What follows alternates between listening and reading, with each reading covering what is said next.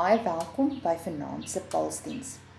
Dit is ons derde laaste diens voor ons klaarmaak met ons aanlyn dienste en ons hoop dat jy hierdie diens ook saam met ons sal geniet. Ek wil sommer begin deur almal te herinner aan bydraes vir die bosslapers. Onthou, julle kan vir Jan Hendrik kontak daarmee. Dan ook ons bydraes vir die Interkerk kombuis en soos gewoonlik kan julle dit aflaai by Admiraliteitsweg se Total Garage. Dan onthou tog ook van die Kersgeskenke vir die dogters by die MTR Smit Kinderhuis. Julle kan dit gaan koop by Ackermans in Green Acres. Daar is geskenke vir elke dogter uitgesit. Dan het die matrieks hierdie week hulle eerste wiskunde vraestel geskryf. En dinsdag maandag skryf hulle tweede wiskunde vraestel. Nou ek weet die rekordeksamen in September was wiskunde een van die vraestelle absolute nagmerrie, maar ons hou vir julle baie styf duim vas dat dit hierdie keer nie so sal wees nie.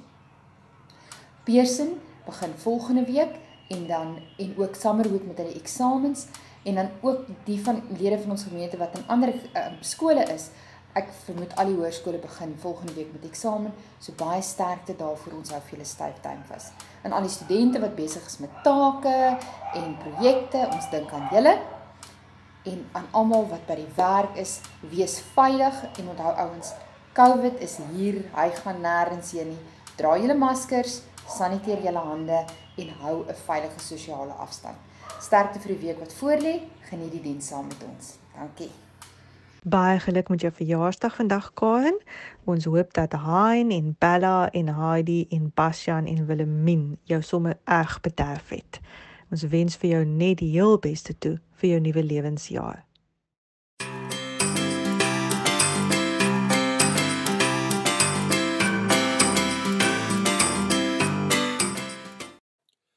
Hou jy van legkaart bou?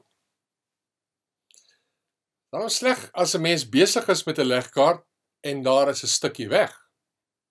Of jy het al die stukkies, maar jy weet nie waar om hulle in te pas nie. Nou, as daar iemand is wat jou kan help, dan help dit, maar as jy nie iemand het wat jou help nie, dan is dit moeilik om so 'n legkaart klaar te bou. Nou die verhaal van Jesus is ook so. Dit is soos 'n groot legkaart. Alles pas mooi in plek, soos in die verhaal van sy geboorte. God het vir Maria gekies byvoorbeeld as Jesus se ma en God het vir Josef gekies as Jesus se pa. Hulle was baie gelowige mense, hulle was gehoorsame mense.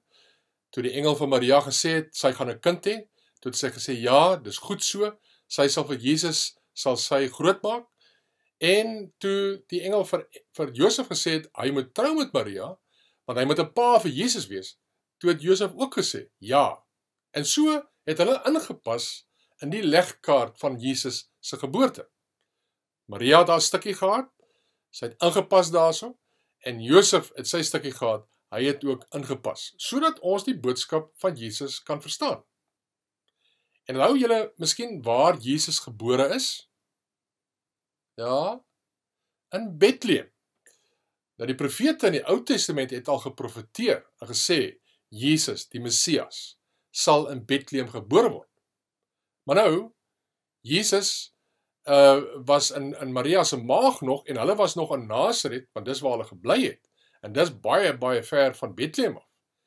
En so, hoe gaan dit dan nou reg gebeur, so wat die profete voorspel, dat hulle in Bethlehem, dat Jesus in Bethlehem gebore sal word? Wel, toe kom daar 'n sensus.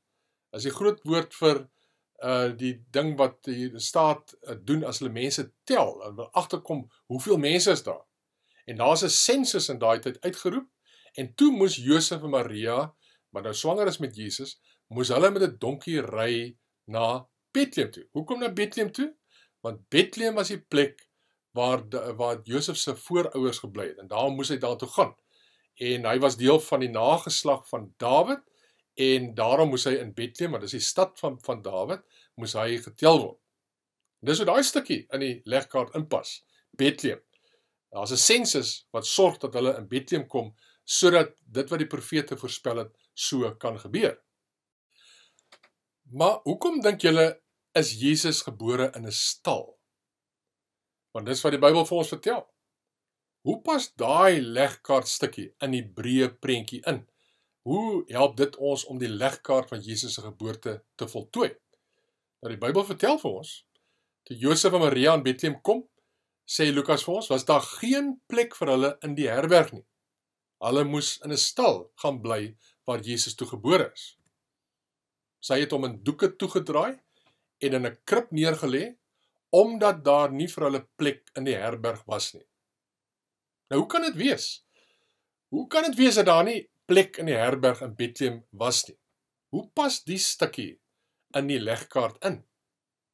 Nou Johannes vertel vir ons wat daar gebeur het. Hy sê dit is nou Jesus, het gekom na wat syne was, en tog het sy eie mense hom nie aanvaar nie.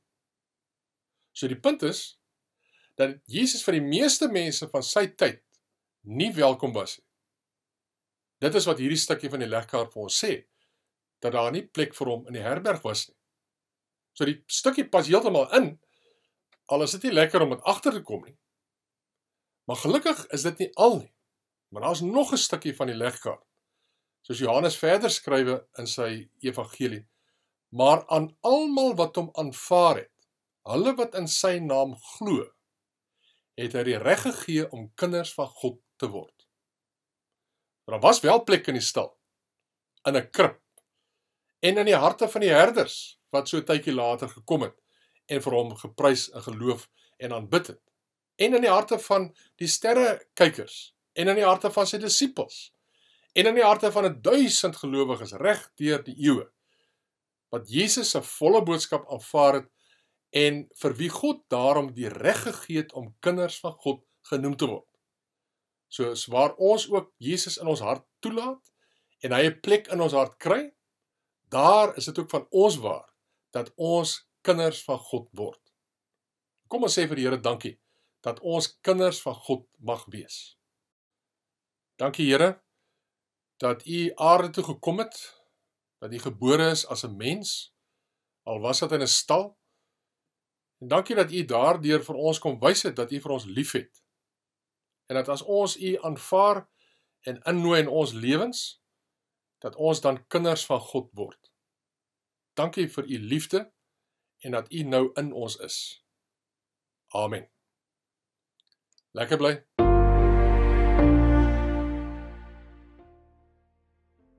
Hallo almal, ek wil sommer begin en vir julle vertel van 'n kinderboekskrywer, Sally Lloyd Jones. Nou Sally Lloyd Jones is die skrywer van my gunsteling kinderbybel, genaamd The Jesus Storybook Bible. Nou, ongelukkig is myne gebeure iewers baie diep in 'n boks, so ek kan nie vir julle die prentjies wys nie. Maar die Jesus Storybook Bible het regtig die mooiste prente. En dit vertel die Bybelverhale op 'n ingrypende manier. Dit is vreeslik mooi. My gunsteling is wanneer Jesus opgestaan het uit die dood en Maria hom by die graf gesien het, dan terwyl Maria hardloop om vir die disippels te gaan vertel, dan dink sy, was God really making everything sad come untrue? Was God making even death come untrue? En hierdie Bybel se tagline is every story whispers his name. En dis wonderlik, so 'n veronderstelling is dat van die begin af reg deur die Bybel fluister elke Bybelverhaal die naam van Jesus. Plus hierdie Bybel kom met DVD, so daar is 'n lekker video, pragtige video van elke Bybelverhaal. But wait, there's more, want jy kan basies enige van Sally Lloyd Jones se boeke koop, en sy het 'n klomp boeke, kinderboeke geskryf. Sy het byvoorbeeld oor vertellings van Psalm 23, van die Onse Vader. Een van die dae lyk dit vir my kom maar 'n boek uit oor Psalm 139, wat lyk vir my gaan sê dat God selfs by jou is, wanneer jy in 'n vuurpyl is. En sy het pragtige Kersverhale. Hierdie een was nou toevallig nie in 'n boks nie, is vir my is die mooiste Kersverhale wat sy het wat jy kan lees. So enige van haar boeke.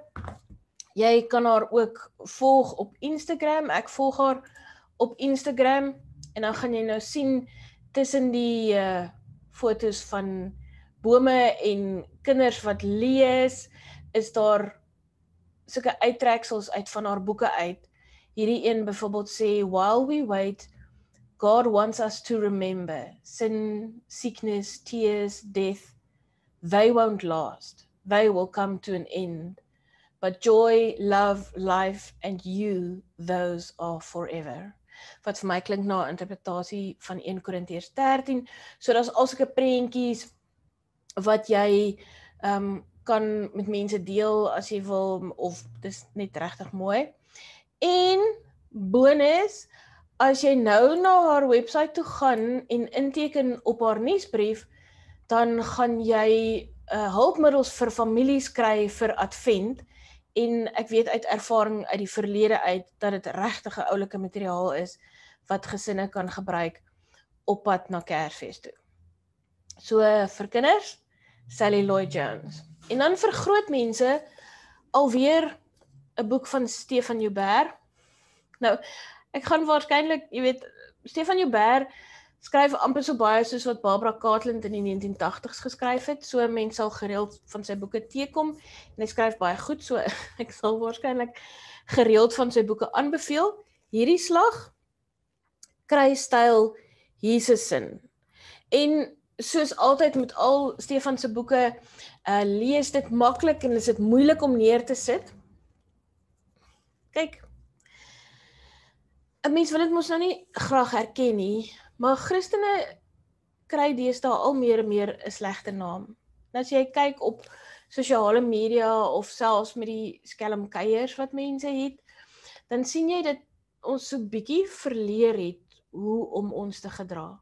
So goed soos getuienis en evangelisasie begin al meer en meer lyk soos 'n stryd en soos 'n gestryery. En Christendom word al meer en meer gekaap vir politieke gewin. So Stefan vra, hoe kan ons getuies wees? Hoe kan ons getuig in hierdie wêreld op 'n manier wat stylvol is? So hy nooi ons om stylvolle Christene te wees, om Jesus se styl te volg en 'n aansteeklike geloof te leef. Hy sê leef die evangelie stylvol, vreugdevol en dapper. En dan sê hy byvoorbeeld goed soos dat jy is nie geroep om jy is geroep om ontmoetings met Jesus te reël, nie uitkomste nie. En uiteindelik gaan dit soos met alle dinge oor disippelskap. So wat beteken dit om Jesus se volgeling te wees? Hoe lyk dit? Wat behels dit? En hy sê onder andere goed soos dat Jesus se styl in 4 woorde opgesom kan word. God eerste, ander eerste. En hy sê ook dat ons nie besig is met Christianity Light of met die disippelskap nie, maar dat kruisdra deel is van ons identiteit, dat dit ons roeping is en ons pad is. So as jy wonder, hoe moet jy jou geloof met ander mense deel, hoe moet jy getuig, dan is hierdie 'n uitstekende handboek wat ek eintlik dink 'n voorgeskrewe werk vir alle Christene moet wees. En dan tieners, ek is jammer, ek het nog steeds niks. En ek weet nie, is dit ek, of dis mense vir julle net twak op nie. So ek het gedink, kom ons draai dit om en ek vra vir julle, vertel vir my, laat weet vir my, wat is daar wat julle geniet, boeke of flieks of whatever, wat julle dink sinvolle materiaal is vir tieners. En dan kan ek miskien verander daarvan vertel. Maar tot ons daarby uitkom, kinders, Sally Lloyd Jones en jong mense, volwassenes, kruisstyl, Jesussin van Stefan Joubert. Geniet dit!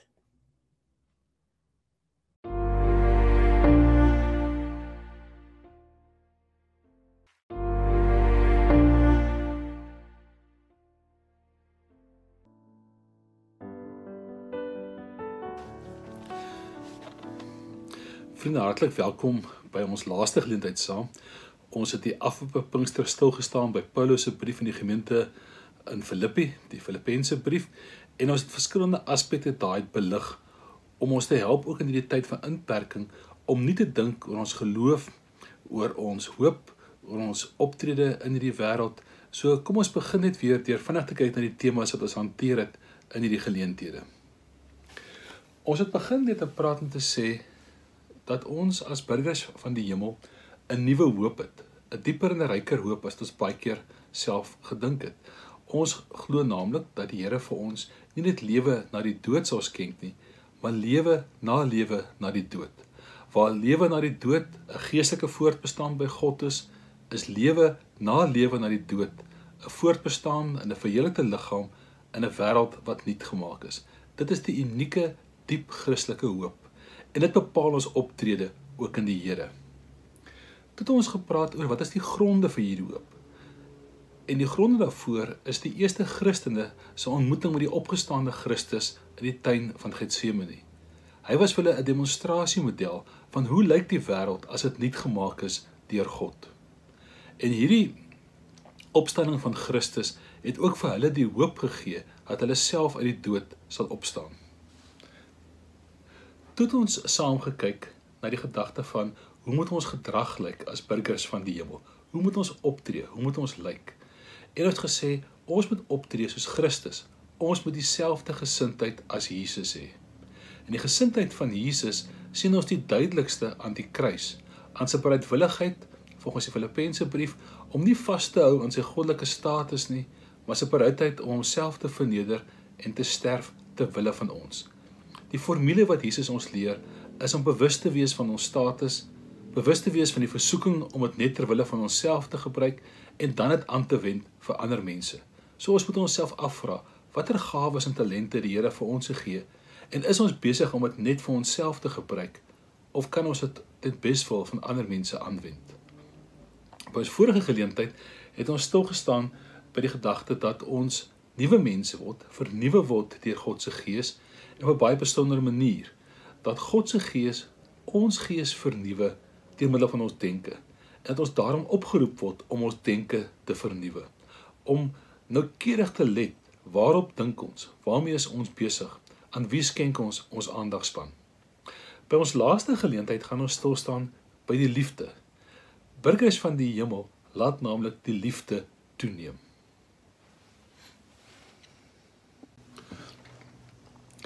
Een van die uitstaande kenmerke van die vroeë Christene, en ons sien dit ook in Paulus se briewe, was hulle klem op die liefde gewees. By meer as een geleentheid in die Filippense brief verwys Paulus dan na liefde.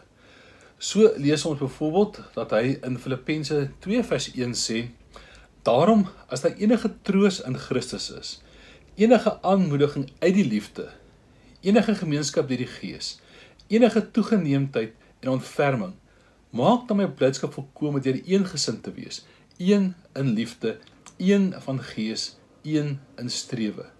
En dan gee hy die teendeel.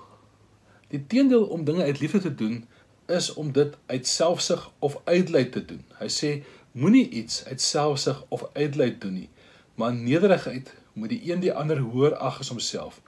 Julle moet nie elkeen na sy eie belange omsien nie, maar ook na die van ander. So in die Filippense 2 gedeelte is dit duidelik dat liefde, sowel die motivering is vir dade van liefde, as dat dit 'n oproep is, iets is wat ons moet nastreef. In Filippense 4 verwys Paulus dan ook na die gemeente in Filippi, na die broers daar, waarby hy die dames insluit, as diegene vir wie hy lief is. Hy skryf, hy sê, daarom my broers, julle vir wie ek lief is, en na wie ek verlang, my vreugde en my kroon, geliefdes, so moet julle vasstaan in die Here. So wanneer Paulus dink oor sy vriende in Filippi, dan dink hy aan hulle as mense vir wie hy lief is, as sy geliefdes. En dan in Filippense 1, wanneer hy vir hulle bid reg in die begin van sy brief, dan bid hy vir hulle die besondere gebed wat as volg gaan. Hy sê, ek bid juis dat julle liefde al meer sal toeneem in begrip en fyn aanvoeling, om die dinge wat saak maak te kan onderskei. Die doel hiervan is dat julle op die dag van Christus innerlik suiwer en onberispelik sal wees, vervul met die vrug van geregtigheid, wat ons deur Jesus Christus tot verheerliking en lof van God ontvang. Dis duidelik dat liefde vir Paulus 'n belangrike saak is. Dis verweef reg deur die Filippense brief en ook die ander briewe wat Paulus geskryf het. Vir Paulus is liefde meer as 'n emosie. Dit is 'n ingesteldheid, 'n gesindheid teenoor mekaar. Nog meer, dit is iets waaraan jy kan werk. Dis iets wat jy kan toeneem, juis omdat hy verstaan waaruit bestaan die liefde. Soms sê dit vir ons direk. Die bekendste voorbeeld is sekerlik 1 Korintiërs 13. In 1 Korintiërs 13 vertel hy vir ons, wat is die bestanddele van die liefde? Hy sê die liefde bly geduldig, liefde gee om, liefde is nie jaloers nie, spog nie en is nie verwaand nie. Liefde tree nie onbehoorlik op nie, jaag nie eie belang na nie, is nie lig geraak nie, het hou nie boek van die kwaad nie, is nie bly oor onreg nie, maar saam bly oor die waarheid. Dit bedek alles, glo alles, hoop alles, verduur alles. So vir Paulus is dit baie duidelik dat jy die liefde kan analiseer. Jy kan verstaan waaruit dit bestaan. Ook in die Filippense brief maak hy dit duidelik dat hy dink die liefde bestaan uit 'n bepaalde boustene uit. In Filippense 1 sê hy naamlik, ek bid dan juis dat julle liefde al meer sal toeneem in begrip en fyn aanvoeling, om die dinge wat saak maak te kan onderskei. So vriende, wat wil Paulus vir ons sê? Paulus wil vir ons sê dat ons as Christene gekenmerk moet word deur die liefde. Maar dat ons nie uitgelewer is om te sê, wel, dit sal nou goed wees as ons net meer liefde kan ontvang nie, maar ons weet nie om aan die liefde te werk nie. Jy is of lief vir 'n persoon, of jy is nie lief vir 'n persoon nie. Paulus se verstaan van die liefde is iets wat anders. Ek het 'n paar plekke vir julle gewys in 1 Korintiërs en ook in Filippense, waar Paulus sê dat die liefde bestaan uit bepaalde elemente, uit bepaalde boustene. Mense wil sê, om 'n beeld te gebruik, dat ons is bekend daarmee as ons iets wil maak, soos bijvoorbeeld pannekoek, dat ons die instruksies kan duidelik lees om te sien watter bestanddele het ons nodig om 'n sekere aantal pannekoeke te maak.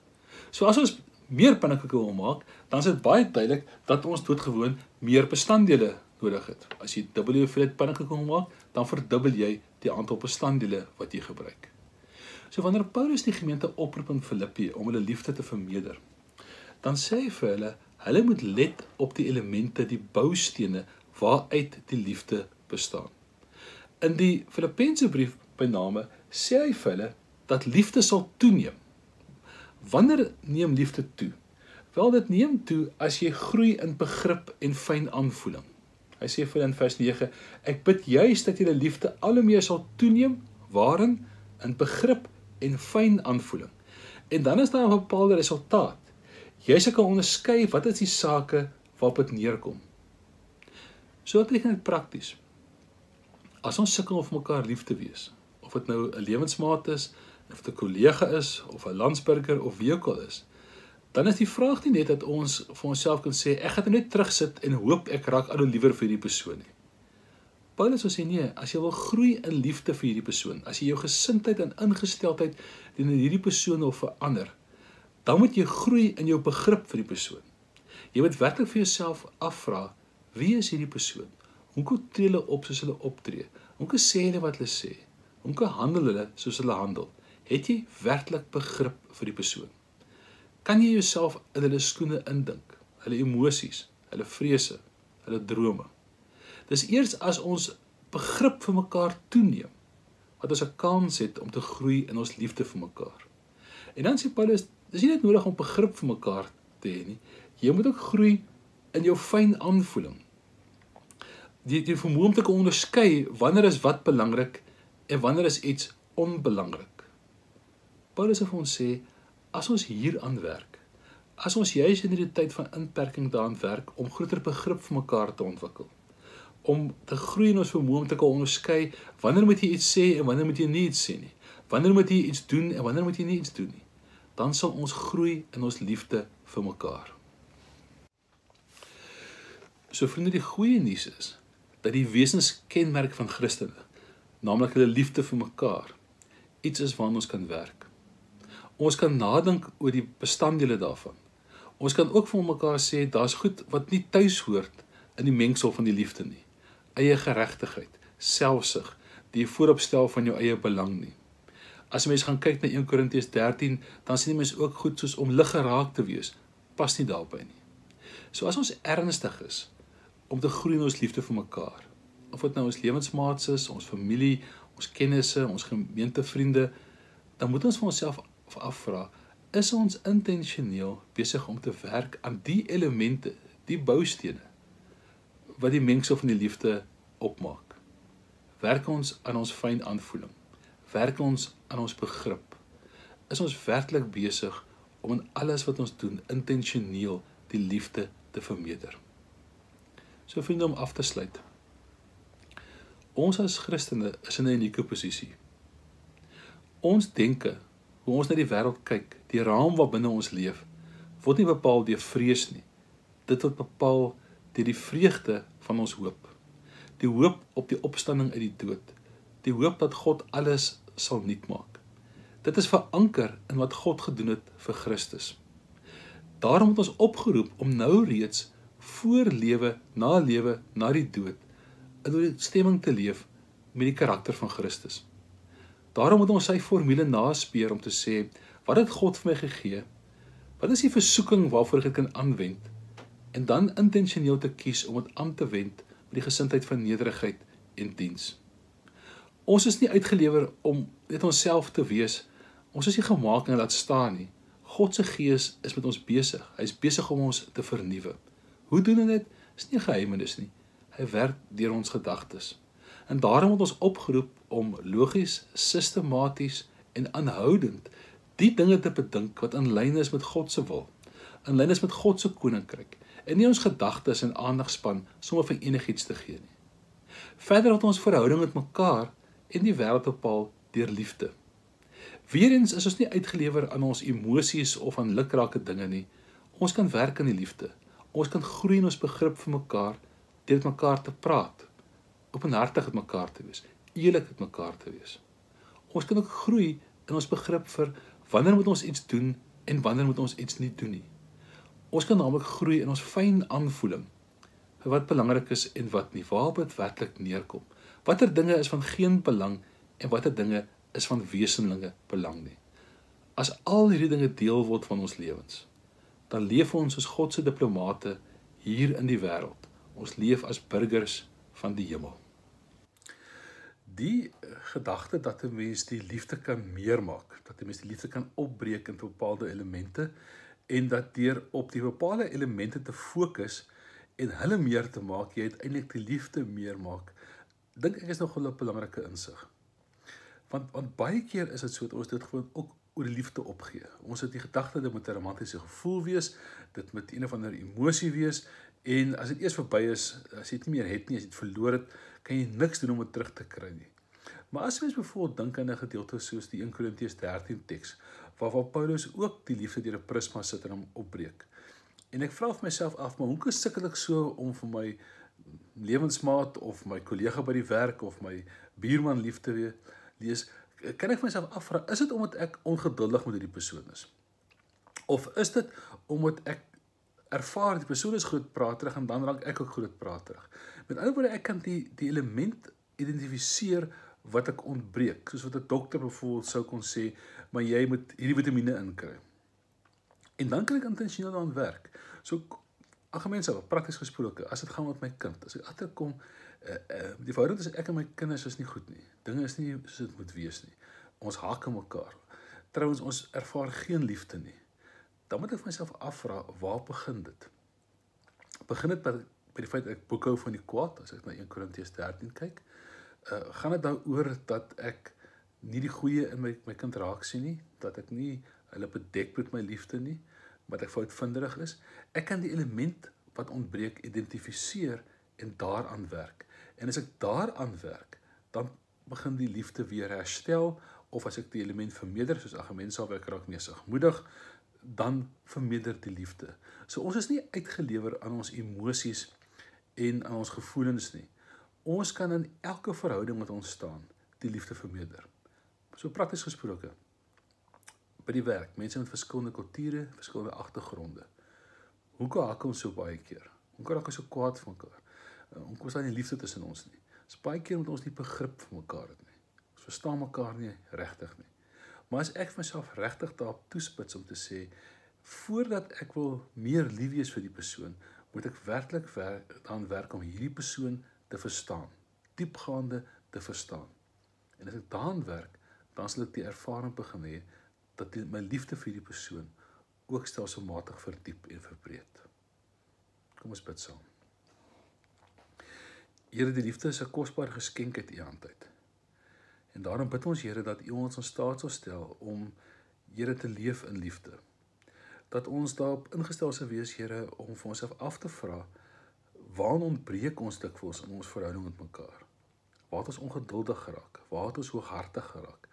Here, waar ontbreek nederigheid? Waar begin ons boekhou van die kwaad? En Here, dat ons nou die elemente wat ons laat verlore gaan het in ons verhoudings, die elemente wat ons afskeep, Here, dat ons daarop sal fokus, dat ons intentioneel dit sal meer maak. Dat ons, Here, in hierdie week het kom oop sal wees om met groter geduld met mekaar om te gaan, groter sagmoedigheid met mekaar om te gaan. Dat U vir ons, Here, sal help om, as het ware, element vir element, die verhoudings waarin ons staan, te verryk en verdiep. Daarom bid ons, Here, U wat die bron van liefde is, dat U ons elkeen in staat sal stel om te groei in die liefde. Amen.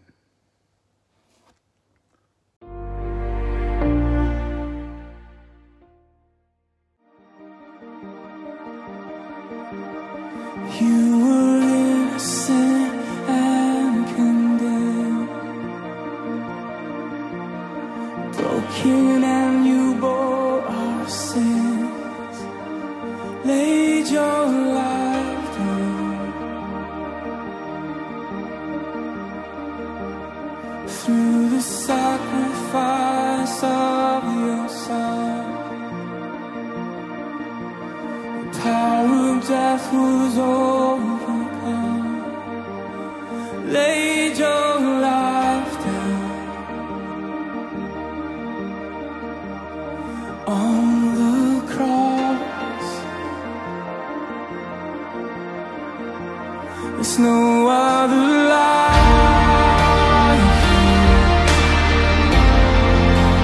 Nothing compares to your great love, highly exalted,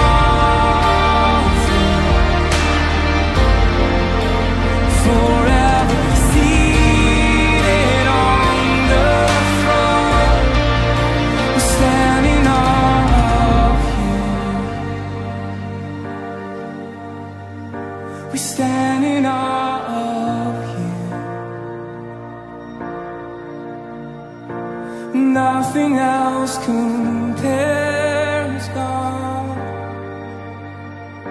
We stand in awe of you.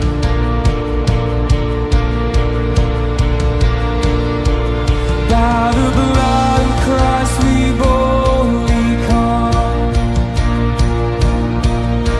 and all of heaven welcomes us.